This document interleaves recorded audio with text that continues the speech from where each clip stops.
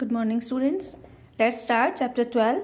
That is a poem written by Robert Frost, Stopping by Woods on a Snow Evening.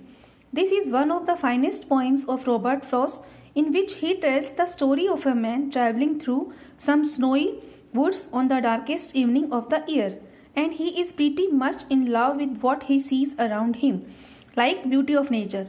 He is on his way back to town, but he can't quite tear himself away from the lovely and dark woods. Woods means forest.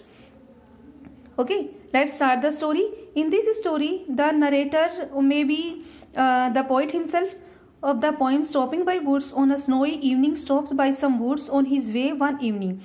The narrator knows the owner of the woods, and even where he lives, he is a bit relaxed, thinking that the owner of the woods lives in the village, and so he won't see the narrator stopping here. Therefore, he can continue watching the natural beauty of his snow-covered woods. We will read stanza-wise. This is the first stanza. In the second stanza, the narrator of the poem says that his dear horse, whom he is using as his carriage, must think it is strange to stop here between the woods and the frozen lake in a dark evening, as he normally stops near a farmhouse. The narrator calls his horse "my little horse," as it is very dear to him, or maybe the horse is a little one in the literal sense, like a pony. It may also suggest that the speaker is a humble and ordinary citizen and cannot afford to buy an expensive horse. He also personifies the horse by indicating that it has a true thought process, and also referring it as he in the next stanza. In the third stanza, the horse is shaking its head, ringing the bell attached to its harness, as if he is asking his master whether there is any problem, as it is unusual for him to stop by the woods in the darkness. And the important thing in the stanza of the poem Stopping by Woods, that there is only three sounds: the sounds of the harness bell, light wind, and the snowflakes. May also suggest that the speaker is a humble.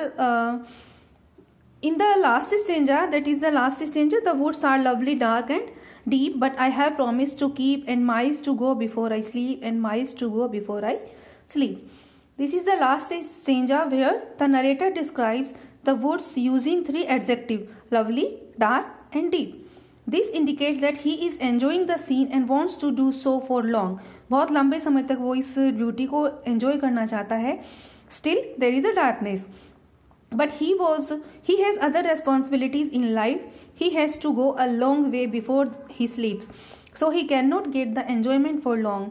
He has to move on. And the important thing here is that the poet repeats the last line to attract the attention of the readers.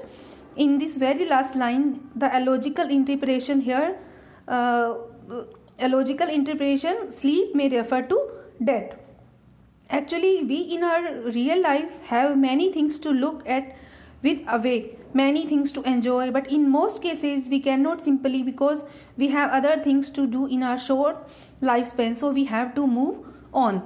According to this poem, there is explanation about the beauty of the wood, and there is a little, we can't say little story, but there is some incident where the poet is going through the forest with his horse, okay, and he see the natural beauty. He want to stay there, he want to look the beauty of the woods more, but because he has so many works, lots of work in his life, and he have to return at his home before sleeping, before night, so he go from there.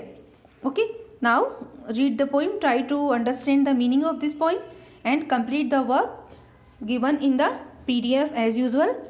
Word meanings: write first letter capital, do the work in beautiful handwriting, neatly and clean, and submit the work by tomorrow positively.